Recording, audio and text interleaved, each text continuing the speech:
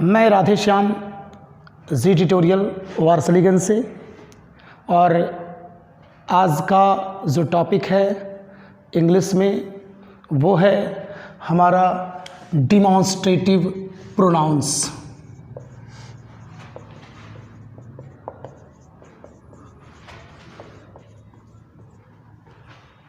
जैसा कि आप जानते हैं कि डिमॉन्स्ट्रेटिव, जैसा नाम से देख रहे हैं कि डिमॉन्स्ट्रेटिव प्रोनाउंस जो है ये डिमॉन्स्ट्रेट एक क्रिया होती है, वर्ब होता है, उससे बना है डिमॉन्स्ट्रेटिव। इसी में से डिमॉन्स्ट्रेशन भी बना है और इसका अर्थ होता है प्रदर्शित करना। कहने का मतलब ये है कि किसी चीज़ को प्रदर्शित करने के लिए हम लोग इस डिमॉन्स्ट्रेटिव प्रोनाउन का प्रयोग करते हैं। जैसे हम लोग इसके एग्जाम्पल के बारे में पढ़ेंगे। इसका एग्जाम्पल आता है दिस, दैट, फिर आता है दीज, दोज और आता है सच। दिस, दैट, दीज, दोज, सच। आप लोग देखते होंगे कि दिस का अर्थ होता है यह, दैट का अर्थ होता है वह, दीज का अर्थ होता है ये सब, दोज का अर्थ होता है वे सब, और सच का अर्थ होता है यही। आप लोग एक बात और ध्यान रखिए इस डिमॉन्स्ट्रेटिव प्रोनाउन में कि इन दोनों का प्रयोग जो है वो होता है सिंगुलर के लिए। इन दोनों का प्रयोग सिंगुलर के लिए होता है। फिर दीज और दोज, ये दोनों का प्रयोग जो होता है प्लुरल के लिए होता है, और सच का प्रयोग जो होता है सिंगुलर एवं प्लुरल दोनों के लिए होता है। आप लोग यहाँ तक अर्थ समझ गए होंगे कि दिस का अर्थ यह है, इसका प्रयोग सिंगुलर के लिए होता है। दैट का प्रयोग वह, दैट का अर्थ वह होता है, इसका प्रयोग सिंगुलर के लिए होता है। दीज का प्रयोग ये सब होता है, इसका प्रयोग प्लुरल के लिए होता है। साथ ही साथ दोज का वे सब अर्थ होता है और इसका प्रयोग प्लुरल के लिए होता है। सच का अर्थ यही होता है और इसका प्रयोग सिंगुलर एवं प्लुरल दोनों के लिए होता है। एक चीज़ और जानिए, अब यहाँ बताने का मेन मकसद ये है कि किसका प्रयोग किस रूप में किया जाता है।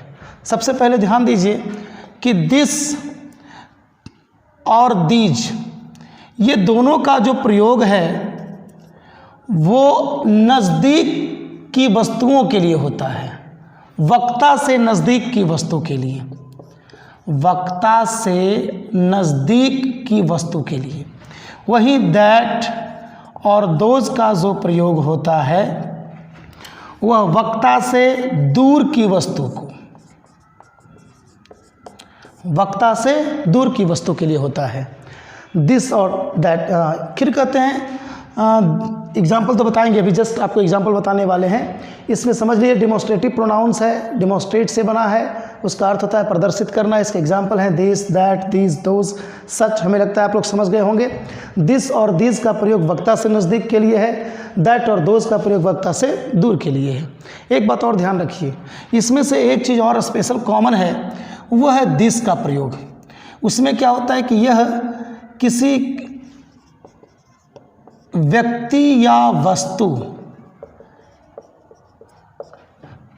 को प्रदर्शित करने के लिए, वस्तु के नाम को प्रदर्शित करने के लिए, इंट्रोडक्शन देने के लिए, कभी कभी देखते होंगे आप लोग कि लिखा था दिस इज मोहन। इंट्रोडक्शन, किसी का परिचय करवाते हैं तो उस स्थिति में this is all India radio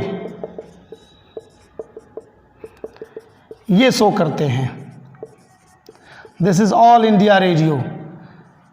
फिर होता है दिस इज, किसी को नंबर बताना होता है, दिस इज 54692। इस प्रकार से कुछ ना कुछ हम उसमें लिखते हैं। ये डिमॉन्स्ट्रेटिव प्रोनाउंस की बात हो गई। इसके एग्जाम्पल आपके असाइनमेंट में दे दिए गए हैं, आप उसको देख लेंगे अच्छी तरह से। मैं यहाँ पर भी थोड़ा सा बताने का प्रयास करता हूँ, 2 मिनट वेट करेंगे। मैं बताता हूँ आपको कि आप लोग इसको किस प्रकार से आप लोग वीडियो में इधर देख सकते हैं कि इधर जो प्रदर्शित कर रहे हैं, इधर एग्जाम्पल दिए हैं, और सिंगुलर में प्रयोग होता है, और फिर इसका दीज और दोज का प्लुरल में होता है। थोड़ा सा वेट करें इसको। हाँ देखें इसको, दिस इज माई बुक। यहाँ पर देखिए नज़दीक की वस्तु को बोध कराता है। दैट, सिंगुलर का प्रयोग देखिए इसमें सबसे बड़ी बात, दैट इज माई बुक। जैसे ही इसको लिखते हैं, यहाँ देखिए दैट लिखा हुआ है, दीज आर माई बुक्स, फिर है दोज आर माई बुक्स। यहाँ देखिए अर्थ में क्या है, दिस लिखे तो यहाँ पर दिस का अर्थ हुआ दिस इज माई बुक, मतलब मेरे नज़दीक में वस्तु रखी गई है। दैट इज माई बुक मैंने लगता है कि बहुत दूर में वस्तु रखी गई है। दीज आर माई बुक्स, नज़दीक में वस्तुएं रखी गई है। और दोज आर माई बुक्स, इसका मतलब होता है कि लगता है बहुत दूर में वस्तु रखी गई है, उसको हम लोग शो करते हैं। इसका अर्थ यही होता है। और एक चीज़ और बताने वाले आपको हैं, थोड़ा सा एक कन्फ्यूजन भी आता है हम लोग के माइंड में कि कैसे शो करना है कि डिमॉन्स्ट्रेटिव, ये दिस दैट दिस दोस का प्रयोग हमको मिलता है कहाँ, एडजेक्टिव में मिलता है। तो कब एडजेक्टिव कब प्रोनाउन, ये भी आप जान लें तो अच्छा रहेगा। दिस इज माई बुक, यहाँ लिखा हुआ है दिस इज माई बुक। यहाँ पर ये जो दिस देख रहे हैं ये प्रोनाउन फॉर्म में है। वहीं अगर कह देते हैं कि दिस बुक इज माइन,